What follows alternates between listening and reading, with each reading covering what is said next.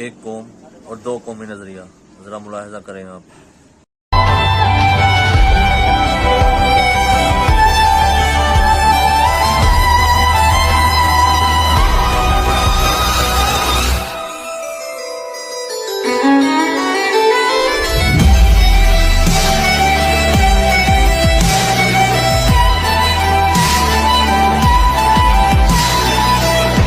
ہمیں اپنے ہر اس عمل کا حساب دینا پڑے گا جو ہم حرام کاموں میں استعمال کرتے ہیں اور اپنی حلال کمائی کو حرام کاموں میں خرچ کر دیتے ہیں۔ ہمارا ہر وہ اضافی پیسہ جو ہمیں اللہ نے نوازا ہے وہ اس غریب کا حق ہے جو روٹی سے محروم ہے، جو غریب ہے۔